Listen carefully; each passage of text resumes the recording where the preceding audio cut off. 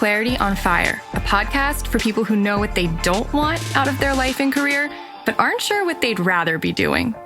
In a world where it's easy to exist, but hard to feel alive, we, Kristen and Rachel, 2 certified life and career coaches, are here to help you cut through the information overload, get unstuck, and focus not just on how you can have a career you're passionate about, but how to create a whole life that feels fulfilling. So join us here, where we serve up inspiration and down-to-earth wisdom in a way that only 2 best friends can.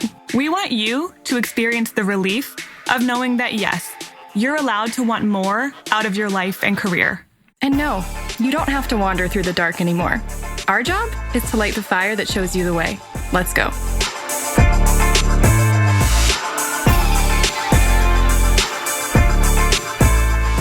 I'm so excited for you guys to hear this interview because Francisca is just so amazing.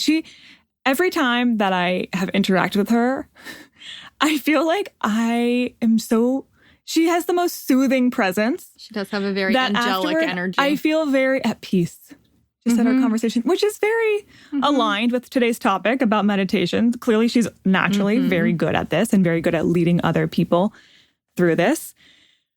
I also, so before you think that Francisca is just this angel who's blessed with some sort of cosmic ability that you don't have, this is funny. Usually we record an intro after we've had the interview, so I know what we just talked about and I can tease it. I haven't actually done that yet. So we're doing this intro. We know what we want to talk to her about.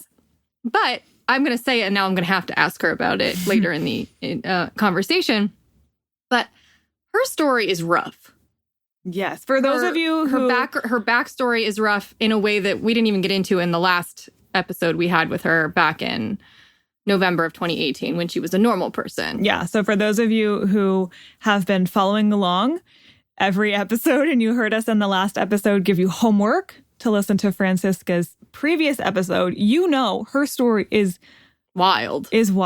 Yeah. And she has had some extreme ups and downs. If you didn't listen to that one, that's okay. Just trust. She has not always been in this Zen place. And I don't think she would mind me saying, and if she does, I'll re-record this intro and you will never hear it. But if you're hearing this, that means she was fine with me saying that because she's blogged about it. That's why I think she's fine with sharing it with the world because she already has. Right. But she had substance abuse issues, pretty damn serious substance abuse issues. So before you think she's just some angel who can meditate and you can't do it, she was doing drugs a couple years ago, guys. This wasn't 10 years ago. We're talking recently in her history. She almost lost all the blood in her body and was also doing drugs. Those were not related, but I think that they were kind of related given how unhealthy she was and how she was treating her body. And meditation is one of many things that she's done to improve her mental, physical, spiritual, emotional health. Right. And frankly, addiction problems are not uncommon in highly sensitive people. And she's very highly sensitive. And so this is the pattern we see in people who feel a lot. It's just really overwhelming. And so meditative practices are particularly helpful for highly sensitive people. Yeah. I know we have a lot of you guys because you've listened to our previous episode about being highly sensitive.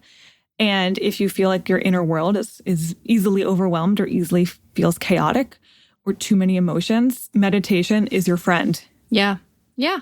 And I'm also going to ask, I better go back and listen to this intro before I interview her tomorrow so that I remember. You have a lot of things you're going to ask her. No, but I do. But I also want to ask her about, because people have said, I've tried to meditate and I get so anxious and the emotions are just kind of erupting out of me when I sit still that it's almost impossible to do it. It makes it worse sometimes or if you it feels do it like it's making certain it worse. ways. So I want to talk to her about that too. So again, this is a grounded conversation about meditation. This is not meant to be up in the clouds. I'm trying to make it approachable and doable for everybody. Yes. So you want to read her little bio that she sent us? Different than the last bio because this is her professional. This is her expert bio. Okay. Francisca Hernandez is a creative, intuitive, and fluid soul with a passion for sharing well-being tools. She's a certified meditation guide, yoga instructor, Reiki practitioner, aromatherapist, and tarot card reader.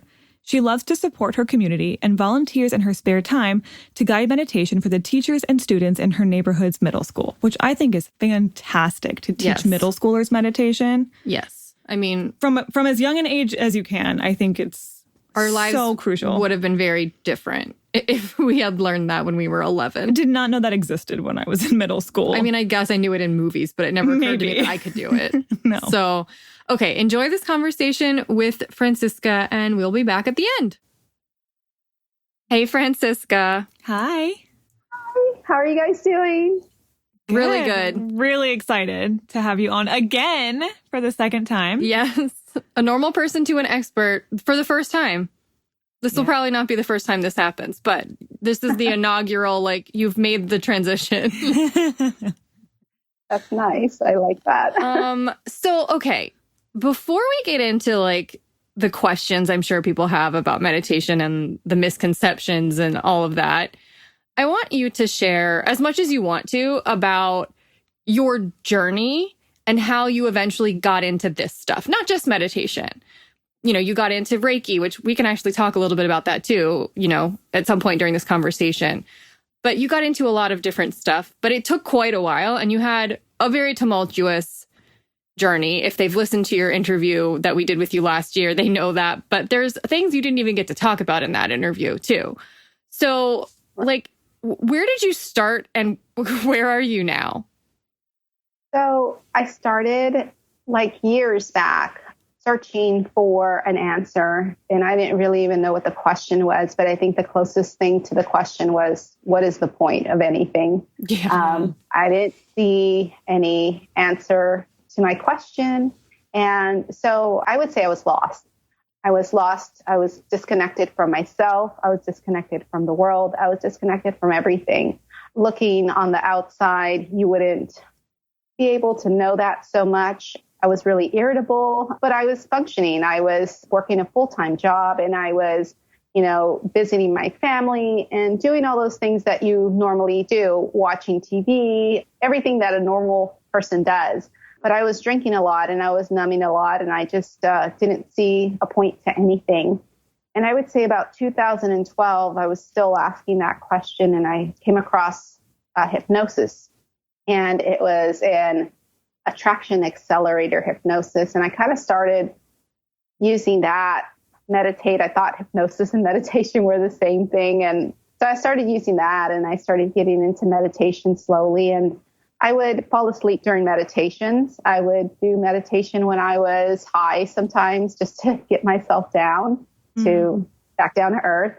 And so I was lost for a long time and I had a medical scare in 2017. It was December 2017 and I went into the hospital and I had basically almost bled to death because I had uterine fibroids that were basically draining my body of blood. And I'd been walking around for months and months just feeling very, very awful. And I'd had some medical issues before then, digestive stuff. And yeah, so I basically almost died. And I had to get 6 pints of blood pumped into my body. And I was released from the hospital about 3 days after that and knew I had to have surgery in February to get my uterus taken out so that I wouldn't bleed to death. And so I had surgery in February of 2018 and I had so much time to think and I started revisiting meditation again at that point. I wasn't doing it daily until a few months after that, but I really started connecting with myself. I started seeing how life is basically always supported me, how I've always been supported. And I started finding that connection back to myself. And Reiki was one of those things that helped do that. Meditation really helped do that. But I was still drinking and I was still smoking pot. I wasn't doing coke anymore, but I was still numbing with being busy too, even after my time of connection back to myself. I was still doing those things because I still didn't know how to navigate my life. And Reiki helped clear up some of that energy.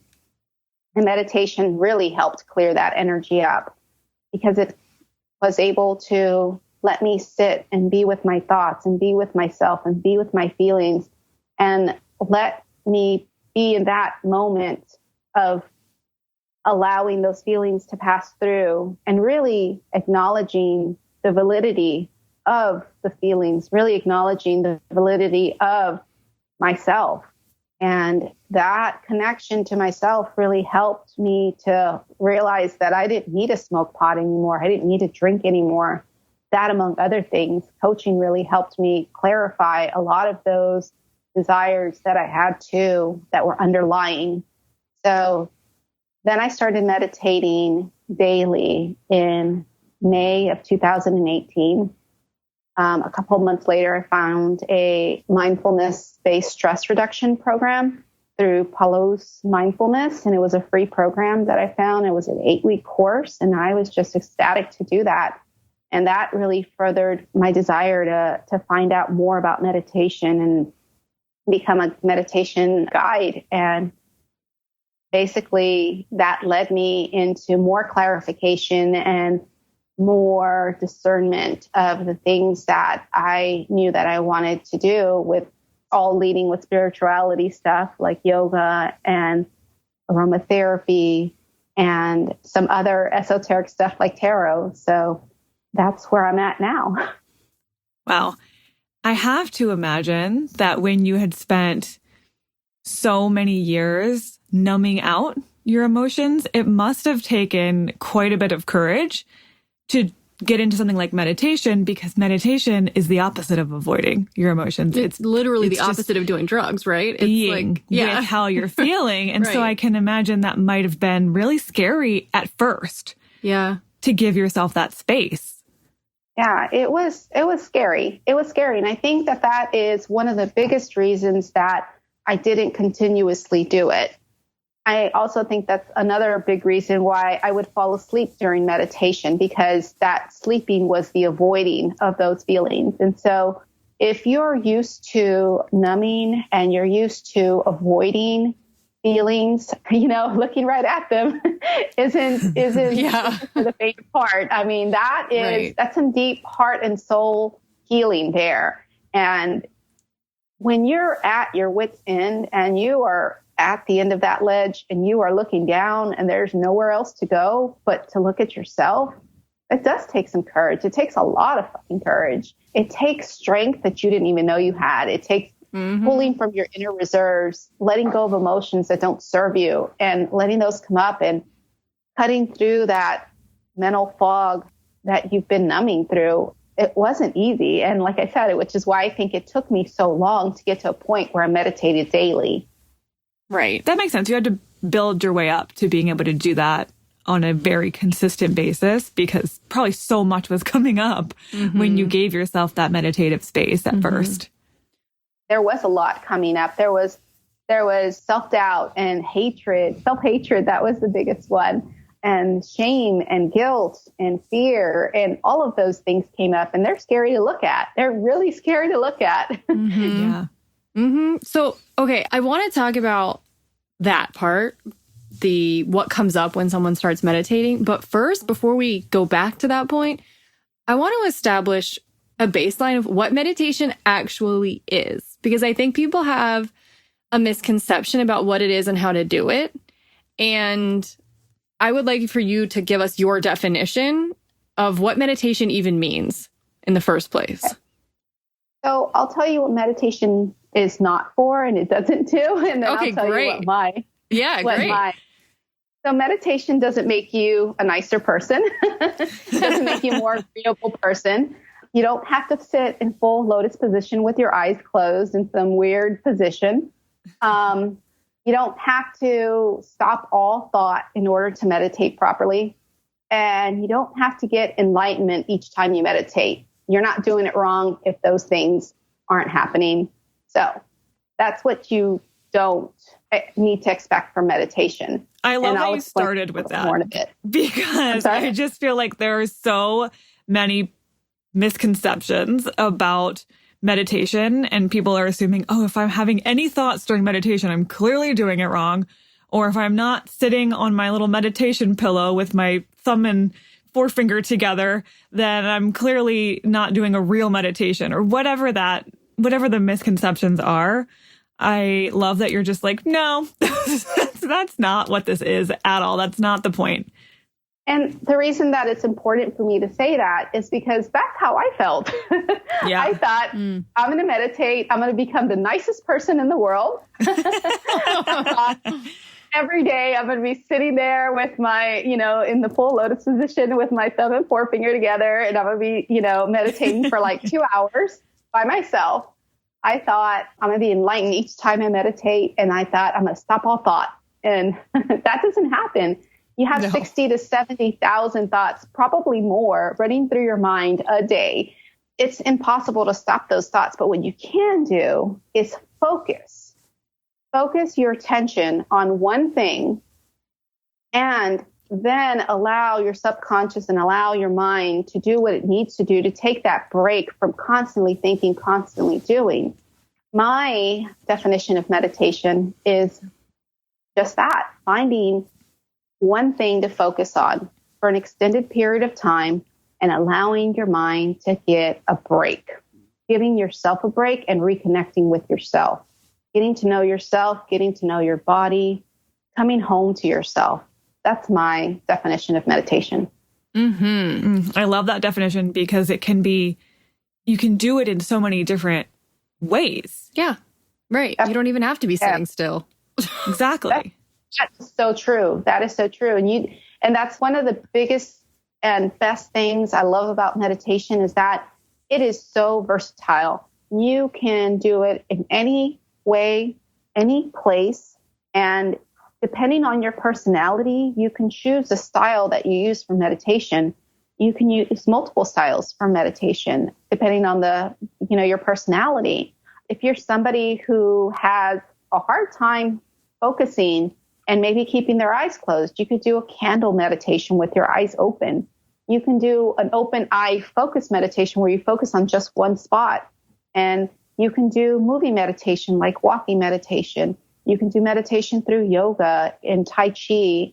You can do meditation in so many different ways. You can use so many other modalities along with it, like aromatherapy and Reiki. It's so versatile. You can do chanting meditation. There's just so many affirmation guided meditations, and I've done almost all of them. So it's really something that anybody can do any place, any time, and for any length of time too.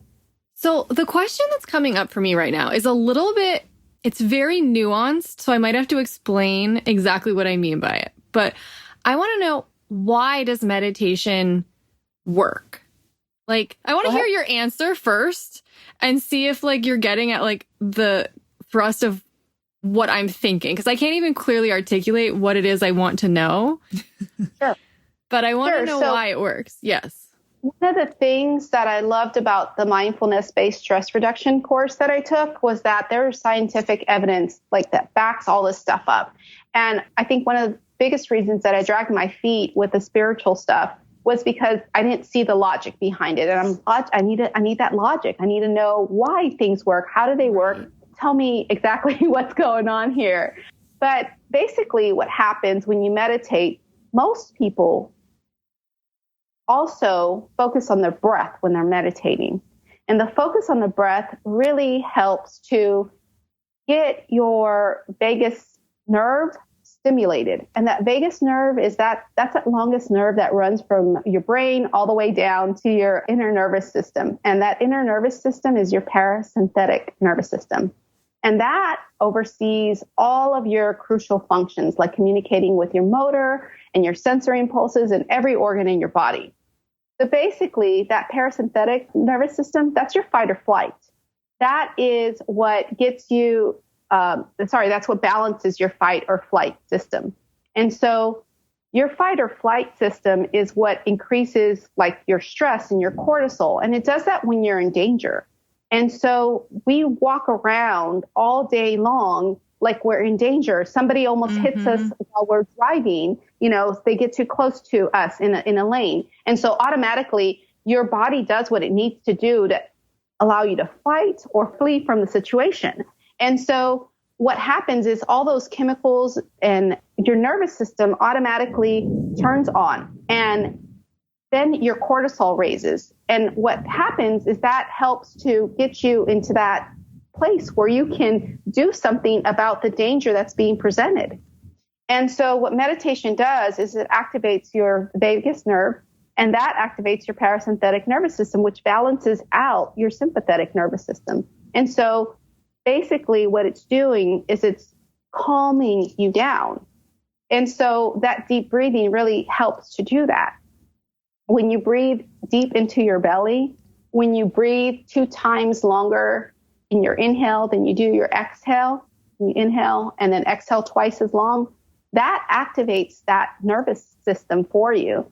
And so that causes you to reduce stress. That causes you to reduce inflammation. That is why it works.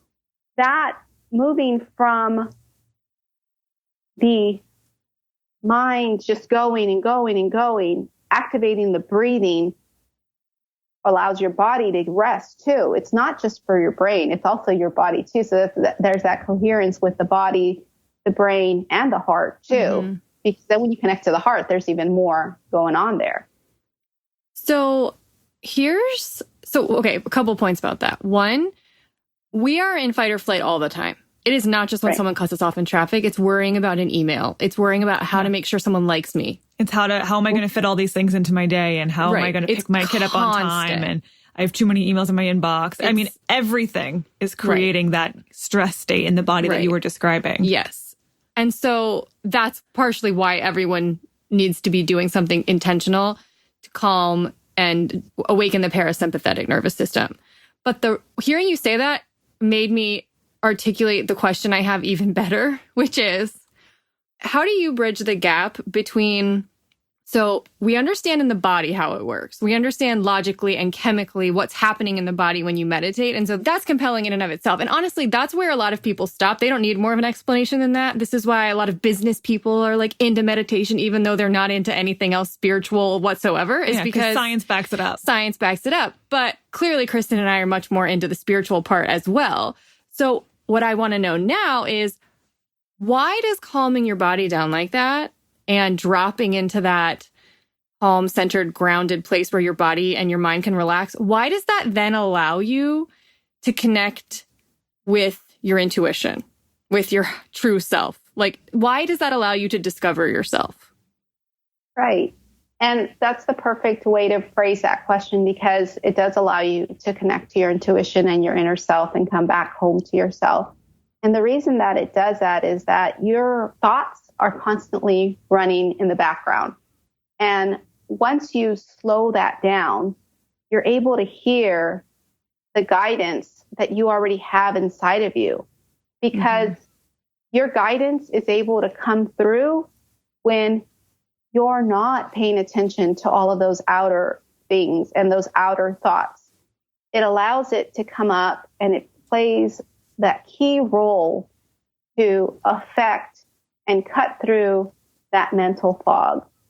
Not having all of these thoughts and all of these worries and all of these feelings about what might happen allows you to lift in through the confusion and lift up through that thoughts, those thoughts that are always running through your mind. And in that quietness, you allow the space for the openness, for having that intuition come through, being able to know that that's not worry, being able to know that that's not stress, because the stress and the worry have dissipated in that time that you have allowed that moment of not silence, but the moment of connection.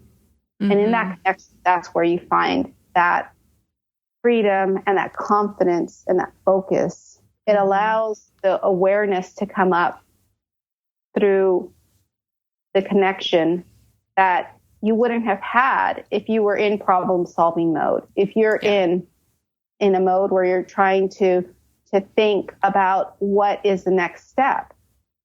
And in that repetitive mode, in that habitual mode, getting out of that and stopping that automatic thought helps you to start the responsive thought. Yes. And instead of being reactive, you're responding. And instead of thinking about what the next thing to say is. You're feeling what the next thing to say is. Mm-hmm. And those feelings are valid because they are coming from a place that is not a place of worry, that is not a place of trying to fix something. You just answered a question that I've had about meditation for a long time, which was you hear a lot of meditation experts saying things like, if you have a thought, imagine it blowing away in the wind, or imagine, I have the thought and then I just miss the thought. It's on a leaf and then the leaf just trickles down a stream. Bye-bye. Exactly. So that's a lot of the information that I've heard about meditation is let your thoughts completely just drift by and keep going back to the focus, back to the focus, back to the focus that you described. And yet we're also talking about the fact that meditation is one of the best ways for your intuition to speak to you. And so I'm imagining you're letting all these thoughts go by, but what if you're actually having some great ideas because you're open to your intuition? And what you're describing is that is going to speak to you much more in that feeling place, that emotional place. The thoughts are probably scurrying around and very logical in nature, very logistical. But if you're having a feeling welling up, that's a different experience to be paying attention to because you are in a more open state to your intuition. That was a very clear way of answering a question I've had for a while about how does that square?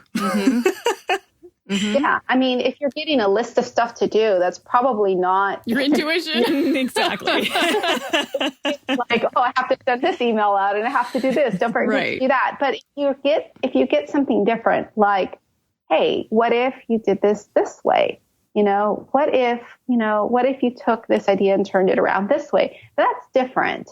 But a list of stuff to do is something you're definitely not going to get from your intuition. Because you can't be in survival mode and in creative, intuitive mode at the same time. So meditation is the thing that allows you to really quiet the mind on that survival kind of just fight or flight, to-do list, anxiety, overwhelm, fear mode, and allows the volume to really be amped up on calm and intuition and creativity and miraculous solution mode, where just things will connect. One day we'll have an episode about all the things I've discovered in meditation. Like I've had some wild ass things happen in meditation. I once woke up with an almost full phone number that I then Googled and was able to tell it was actually a phone number. Was that meditation or was that sleep? Because you wake up from sleep sometimes. Oh, that's true. That may have been sleep. Yeah. But that happens to me. Yeah. So what I'm saying is you can get some wild downloads in meditation if you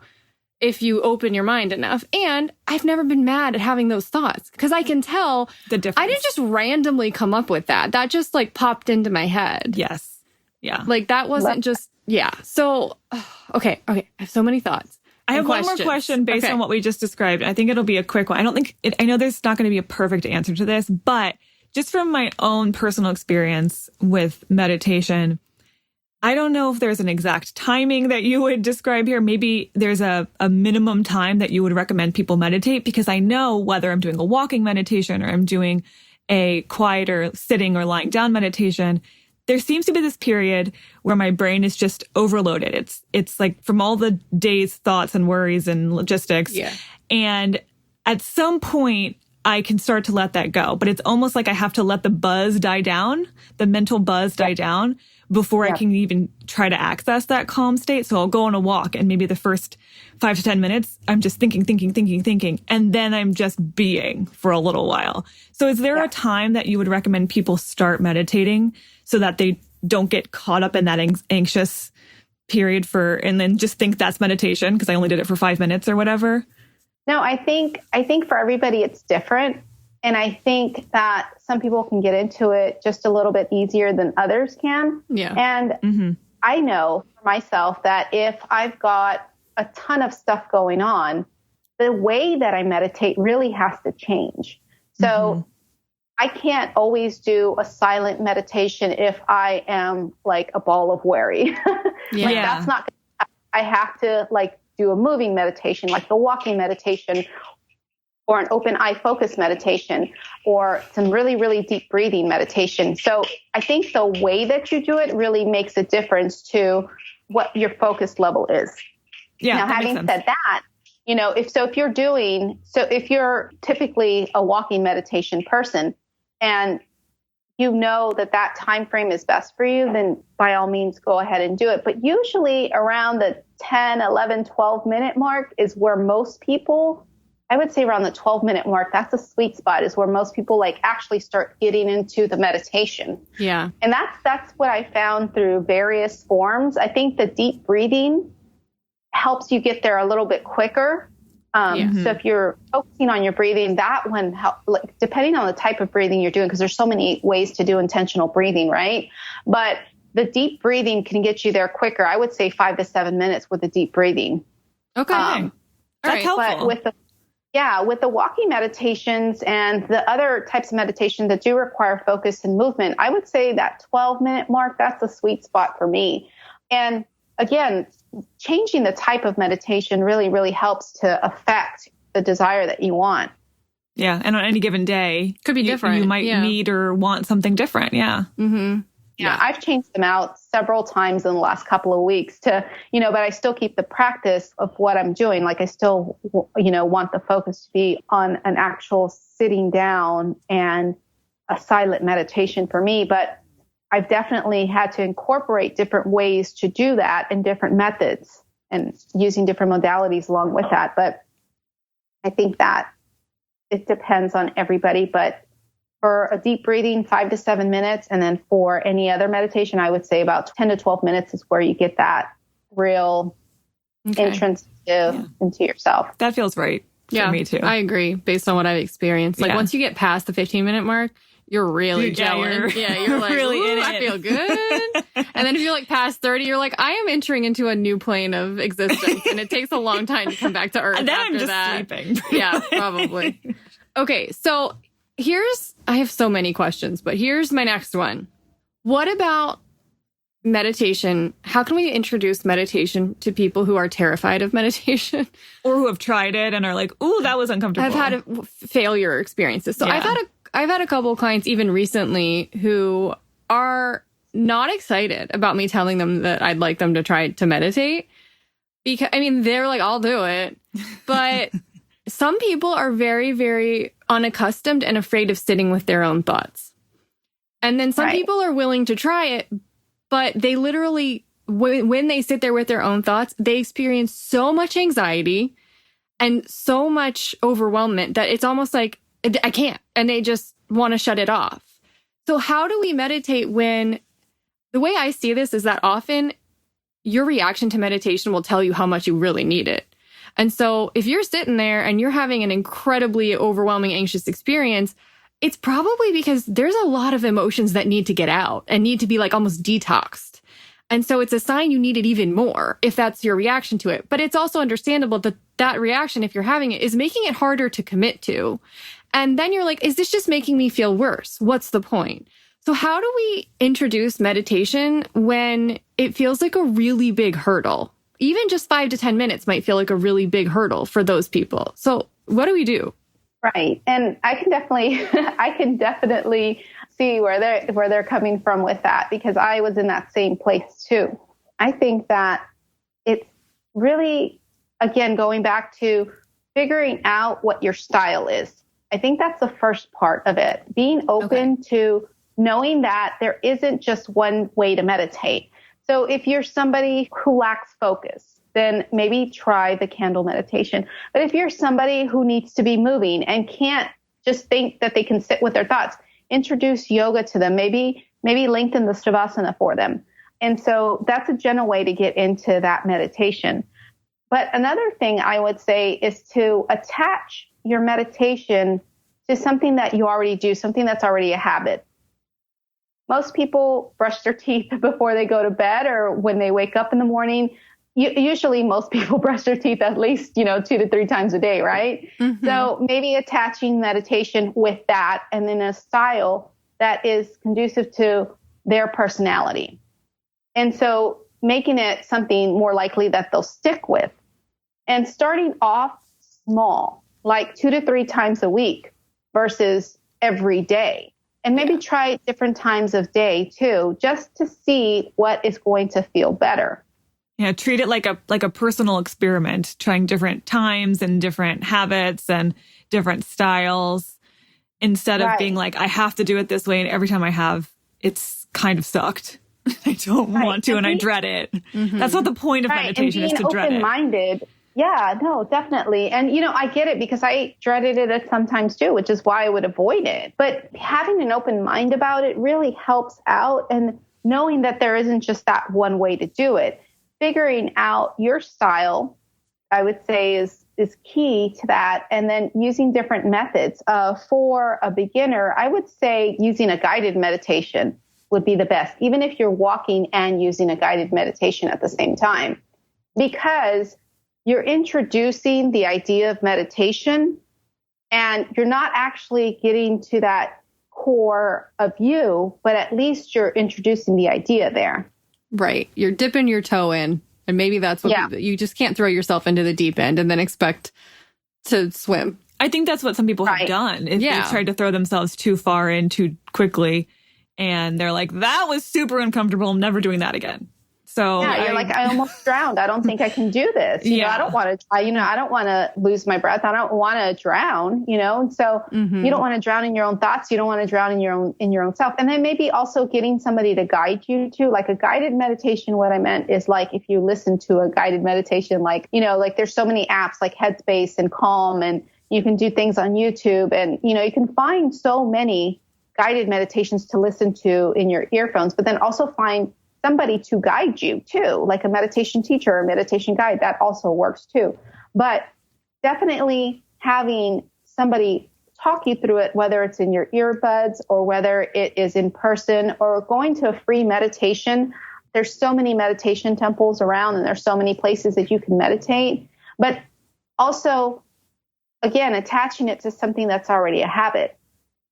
If you're going to do, like, saying a quick guided meditation in your car before you get out of work, that's already a habit. You're going to work. If you're driving to work, if you're sitting in your car, maybe before you go get into traffic, that would be a really great time to meditate before you get into traffic. And then setting a timer so that you know that it's not going to last forever. You're not going to have to be with your thoughts forever.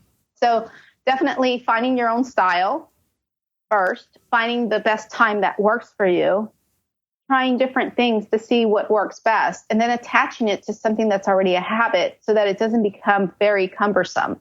Okay. That's a good flow. I think we can try that. So how long do you think it takes for someone to really see the effects of meditation in their everyday life? I would say if you're meditating for about a month daily, even though probably a week, you're going to see that. But in a month, I think is where you actually see the full change, the full connection with yourself, and the full realization that you are more than your thoughts, you're more than your feelings, that you can come home to yourself every day at the same time or at a different time, as long as you meditate. And so I think that solace really comes after about a month. You definitely see the benefits right away. Most people do, which is why you go back to it, even if you take a break. But I would say if you're doing it daily, you're going to see it in about a month. You're going to see those changes. You're going to see how you change to somebody that already is who you are. You just become more of who you are in a way that you never expected. And what I mean by that is that who you are is who you're going to be. Wherever you go, that's where you are. Like, you have to take yourself with you everywhere you go. You can move 500 miles across the country and you're still taking yourself with you. So meditation helps you take a more improved version of who you already are. And so you can see that improved person within 30 days if you're meditating daily. It's something that I never really understood until I started seeing the benefits of it for myself. When I realized that I don't need a smoke pot anymore, when I realized I don't need to numb in the way that I've been numbing. When I realized that it's okay for me to be with myself and be aware of how I feel. When I realized those things, that's when I felt a change. And that happened around the 30-day mark for me. I remember a few years ago, maybe 4 years ago, I was like feeling really emotionally rough. And I started meditating every day. And I think I really actually did it every day for about 3 weeks. And at that time, I was still having such bad anxiety, like couldn't take a deep breath. I mean, I've talked about this before. I probably had anxiety almost every day for like 8 or 9 years, and like couldn't take a deep breath was just a normal part of, like, I was constantly fight or flight mode. Like the parasympathetic nervous system was but an idea for me. And I did meditation for 3 weeks and I was taking deep breaths again. Like not when I was meditating, but just like in life. It was wild to me that I was able to access that level of calm. And of course, then it's hilarious. You would think, okay, now I'm going to do this every day for the rest of my life. And no, that didn't happen. I fell off the wagon plenty of times, but I can certainly attest. I think it takes at least a few weeks. Yeah, and maybe, and like every day is obviously ideal, but that's not to say that doing it every other day is not worth it and not valuable, because of course it is. Right. Of course. I'm curious now, you've shared like the biggest, most valuable, if you ask me, benefits of meditation. Right. As in you get to become the most full, genuine version of yourself. Calm and grounded and able to make decisions from a place of intuition rather than fear. Right. And Rachel's starting to get into some of the physical benefits, like you could actually take a deep breath. So in case anyone's like, yeah, this meditation thing sounds great. And like, yeah, let's sure. connect with my higher self, whatever the hell that means. Right. I don't think that's our people, but just, I want to make like the most solid case for anyone, like make it a no-brainer. Like you should be doing this because here's all of the things that you can expect to experience if you make this a more regular part of your daily life. We all know that there's amazing benefits here, but I just want to like kind of flood people with the benefits. So what are some of the other things you have personally experienced or that you know can be positive side effects of having a more regular meditative practice? Oh, yeah, definitely. So we've already talked about it, reducing stress. It definitely helps to reduce inflammation and increase your immune system. And I know a lot of people talk about inflammation this and inflammation that, but reducing your stress helps with that cortisol production that you have, and that helps with your immune system too. I can tell you that I used to be sick all the time. All the time. I used to have coughs. I used to have colds all the time. I used to have headaches. You name it, I had it, basically. I haven't been sick in almost a year and a half with meditation. I think that that's really helped. It helps to reduce anxiety and depression. It helps to lower your blood pressure. I think that's one of the biggest factors because high blood pressure runs really rampant in my family. And I don't have to take medicine for it because of my lifestyle change. And one of those lifestyle changes is meditation. It helps with fatigue. You don't have to worry about being tired so much. It helps to reduce addictive behaviors. It helps to reduce pain in some people. One of the biggest things that I think meditation is really great for and that I've experienced is it increases your compassion for yourself and for others. And this is true compassion. This isn't like sympathy for others. It's compassion. It's knowing that we're all connected and that we're pretty much all wanting the same thing. And increasing your compassion really helps out in so many situations, in work situations. It helps to improve your relationships. It helps to increase your self-awareness, as we already talked about. It helps with problem solving because it allows you to focus a little bit better. It helps you with confidence. As I said earlier, it doesn't necessarily make you a nicer person, a more agreeable person, and it makes you confident in that you can say no. And your no's are coming from a place of intuition, and they're coming from a place of strength and confidence because of your meditation. It also can help with sleep. It helps people with insomnia. It helps with positive thinking and optimism, and not in the sense that, oh, everything's great, but knowing, hey, things may not be great right now, but I know that this is temporary because you know that your thoughts are temporary, that your feelings are temporary. Meditation helps you do that. And as we said earlier, that vagus nerve stimulation and, activating your parasympathetic nervous system, those are all great reasons for you to meditate. I think that the biggest thing for me is that you got base. You got base and you come home to yourself. And that is the biggest thing, because it helps you soothe any despair that you may be having. It helps you to increase that sense of calm. It gives you that balance. It restores you. It helps you let go of emotions that don't serve you. And it enhances your clarity, and it, helps you cut through that mental fog, and it grounds you, prevents you from dwelling in things, and it brings you back to center. I was just listening to you list off all of those things, and I was imagining if you were a commercial for some latest drug, and like, here's all the things no one would believe people you. would be running to the doctor to get that pill. They would pay millions of dollars if something could give them all of those benefits. I know. I was just imagining, and no like, side effects. This and this and this and this. Yeah, and no side effects. And we would all be clamoring for that and pouring out our money for that. And it's literally free. You can just do it for free. And I will say, too, that's what I love about it. Right? Yeah, I mean, it's so accessible. I'll agree that when I am meditating regularly, and honestly, every day, I bet would be amazing, but I don't do it every day. I would like to, but I'm more like, a couple of times a week, few times a week. But when I'm doing it really regularly, I have a hard time staying anxious or staying depressed.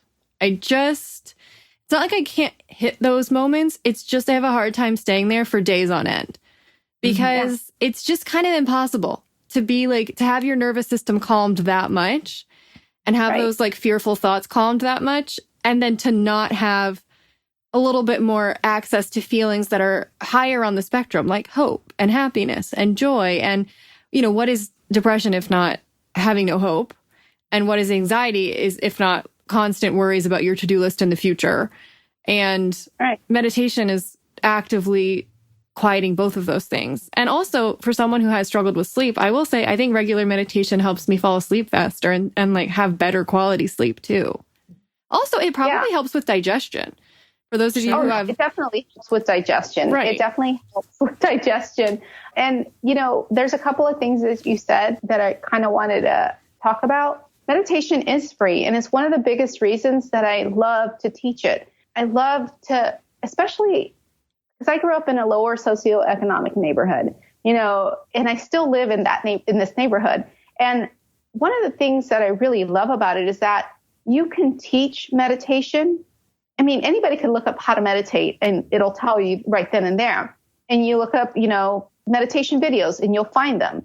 Meditation audios, you'll find them. They're free. They're everywhere. But a lot of people in the neighborhoods that I live in aren't aware of it and don't know that it's so accessible, that they have the tools within them. It's one of the things that I love about it. And another thing that I will say is all of those things that I listed off, most of those things that I listed off are things that I've seen benefit from. I don't think that I had anxiety to the degree that other people have, but I've experienced all these things, which is why I can confidently say that meditation helps with these things. And I think that one of the biggest things that I really want to stress here is that I have to go back to it. Like, these tools are within, anybody can do this. And if it helped me, somebody who didn't know the point of anything and just was basically staring out into the void and screaming it and saying, hello, show me something, and to where I am now, I think that it can help anybody. Oh, 100%.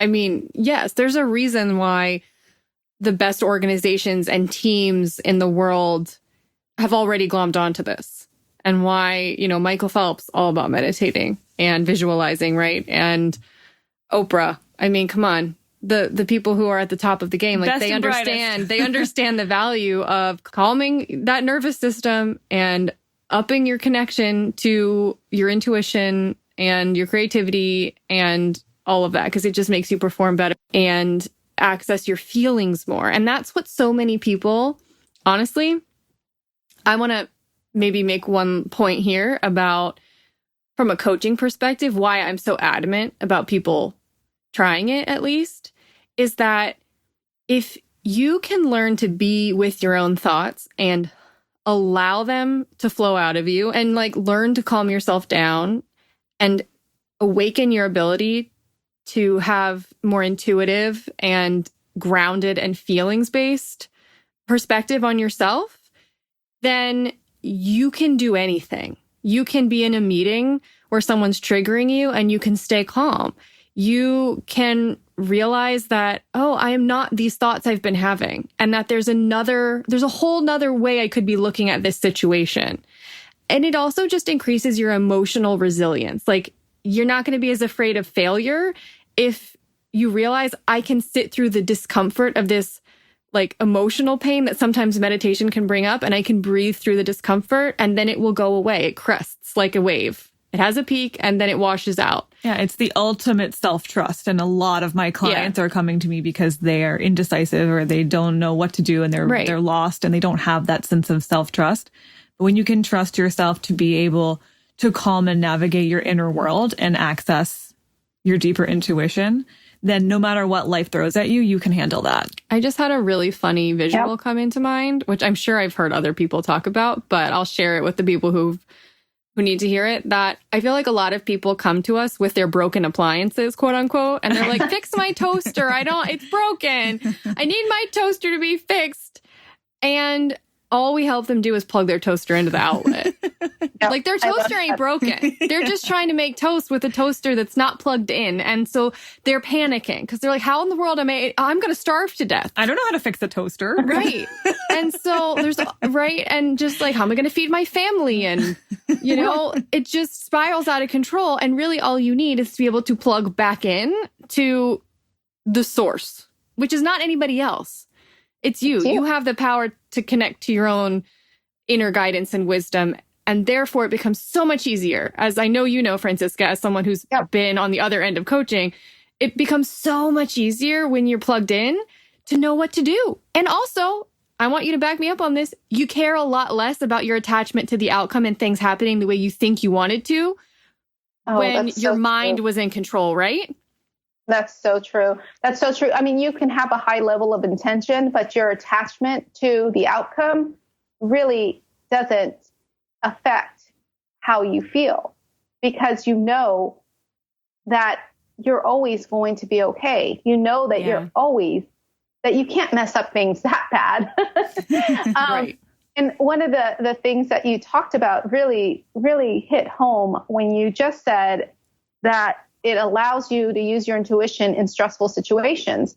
I have had, over the last couple of years, a few things happen with family members that were very stressful, and there was medical emergencies and things like that. I just had somebody in my family very close to me have a stroke. So allowing myself to keep my mindful practice during that really helped to keep me in a calm state. I still had those feelings. I still was scared. I still had fear, which are the same thing. I was still a big ball of worry, but I was able to acknowledge those feelings and let them go through, because I realized that they are temporary. Everything is temporary. Mm-hmm. But your connection with source is always there. And all you have to do is go back to yourself and go back home. That is it. Everyone is just running around with their broken appliance, trying to find someone to fix it. Google, can you fix my broken appliance? Rachel, can you fix my broken appliance? Like, Mom and Dad, do you know how to fix my broken appliance? And everyone just needs to pause and find their damn outlet and plug in and realize, oh, no one else needs to tell me what to do. Because I have the answers. I have the guidance, or at least I can get to the point where I'm calm enough where I can trust. If I don't have them now, I'll receive them. If I keep plugging in, eventually some signs will start to appear, or some opportunities will pop up, or I'll just have an intuitive nudge about what to try next.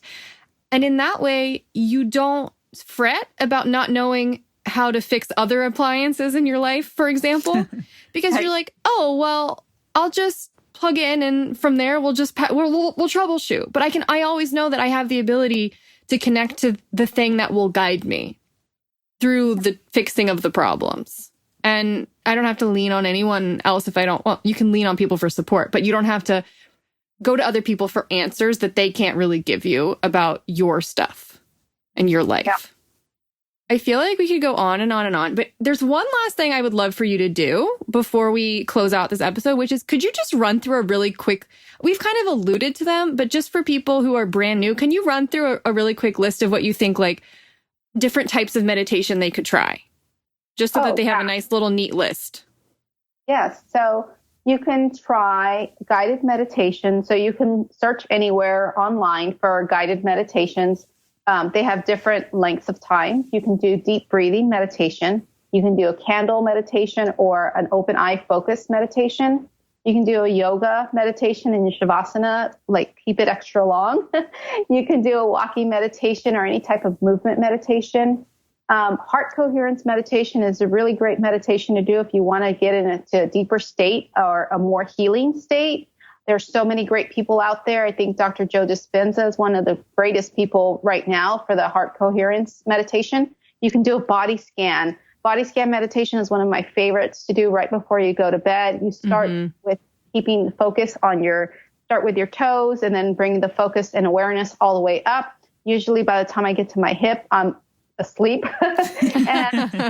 And my personal favorite nowadays, it wasn't before, but my personal favorite now is sitting silent and on my chair with my legs on the floor and doing a silent meditation for about 15 to 30 minutes, just depending on the day. But there's so many more. You can do mantra meditation. You can do compassion meditation. You can do a loving kindness meditation. There's so many different genres and ways to meditate. You can do meditation with Reiki. You can do meditation with aromatherapy. You can do so many types of meditation, and any type that you choose for any length of time that you choose is going to be the right one for you. You can't choose wrong.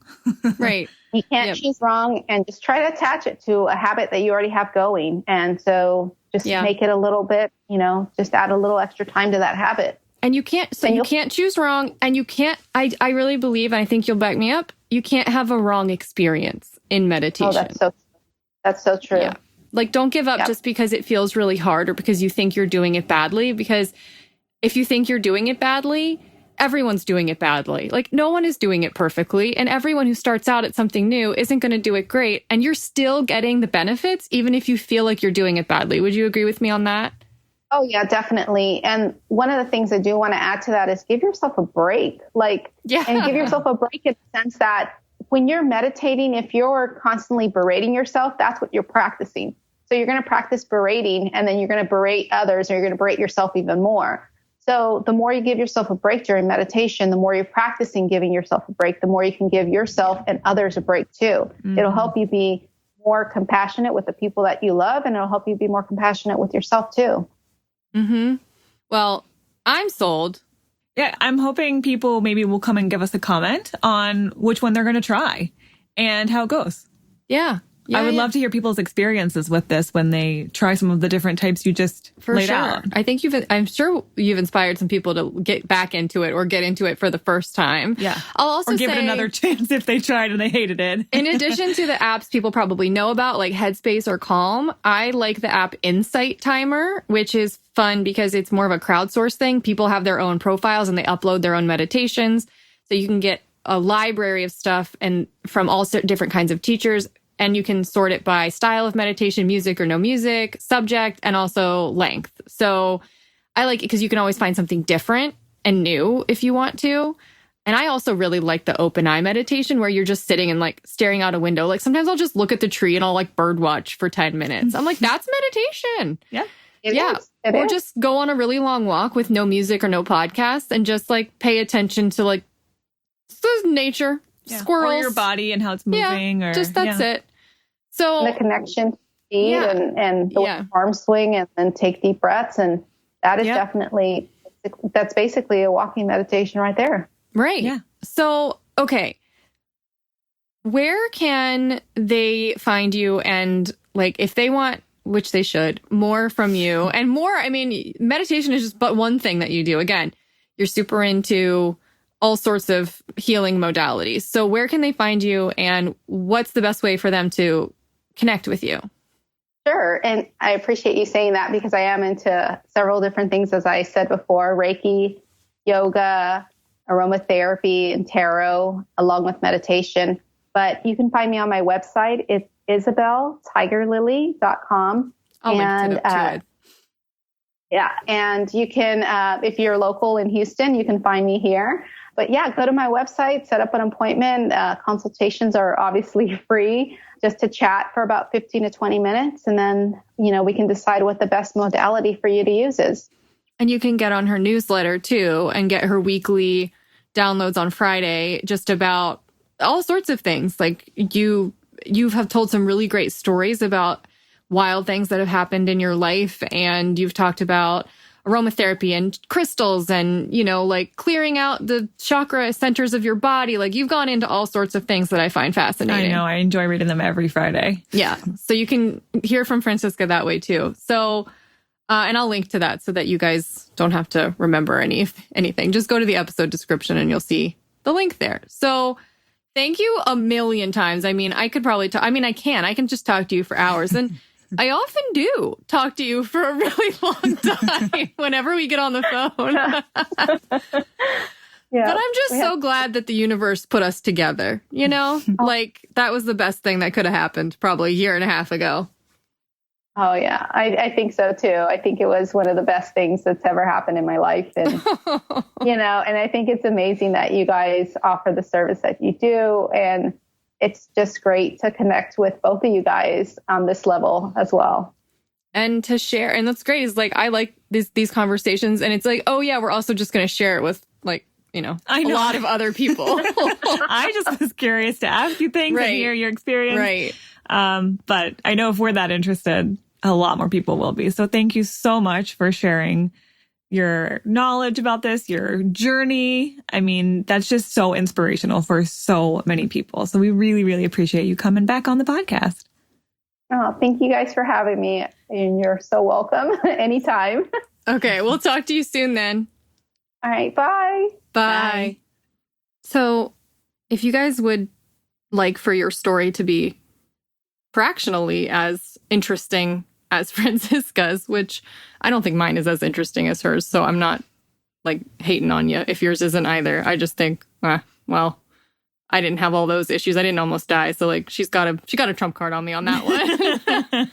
But so many of the issues that she worked through, like she still very, very, very much had when we met back in, I think it was like April of 2018. I mean, truly, she was still not totally over some of her worst habits. And she was still working on getting some of these certifications. And she had just like gotten back to work after being on bed rest from her surgery. Wow. And so she's come so far in a year and a half, like literally less than a year and a half. She's come so far.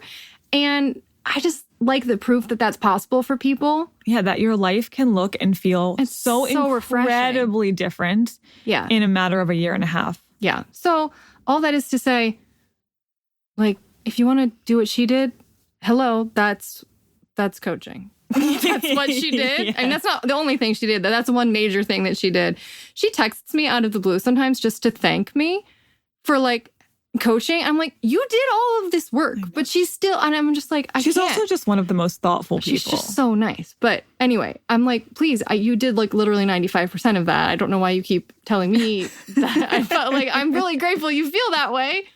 But anyway, just another reminder. I'm going to keep reminding you. I'm sorry, but like, if you don't want to hear it, you can turn it off. I don't expect every single one of you is listening to every single podcast. So you might be hearing this for the first time. Well, unless you do listen to every single one, in which case I guess you don't care about being reminded or about things that may not even be relevant to you. That's fine. But for the people who are catching this and it's the first time they're hearing it, then I want them to be reminded that we're going to be taking on a new round of one-on-one clients starting in a week and a half, October 8th. And we only do this a few times a year. We will not be opening enrollment for a new wave of coaching clients until March. Probably March, maybe late March 2020. Of 2020. Think about that. Think about the fact that we are almost in the year 2020 and try not to panic. It's wild. So it's going to be a while, is all we're saying, before we're officially offering this again. And we are specifically clearing our schedules to have these conversations and to take on a pretty decent-sized wave of new clients. So this is the time if you've been thinking about it. And again, today you don't have to do anything, but we want to make you aware so you can start thinking about it, maybe reading our one-on-one coaching page where we give you all the information about what it is, what you can expect. Also, if you really have been thinking about doing it and want to do it, have a spouse or a partner who you're going to have to convince, you got a little bit of a time to butter them up. Start warming them up to the idea. Sometimes that happens. We encounter some, I don't know about that, some spouses. Sure. And usually they get on board. It's not a big deal. But you might need a little buttering up time, and that would be fine. Yeah. So we're giving you a little bit of processing time in advance. Yes. And we hope that we get to talk to some of you guys once we announce that on October 8th. Okay. So we will be back on Tuesday with the blog from Kristen. And we'll find out what that's about. Okay. Bye. Bye.